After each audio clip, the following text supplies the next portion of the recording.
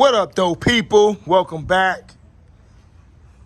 Well, these kids always keep me busy over here. This is my stepson's car. Y'all see something up under there? He's leaking brake fluid. So his brakes wet out on Sunday.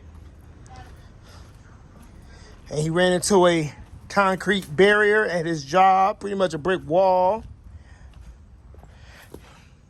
and destroyed the front end.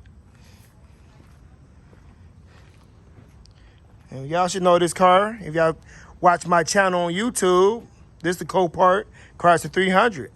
That we redid the whole front end on this car. New hood, front bumper, headlight, turn signals, grille, fenders. We painted this whole front end. So if y'all would, go check us out on YouTube, TikTok, Twitter, Instagram. So stay tuned and stay blessed. Peace.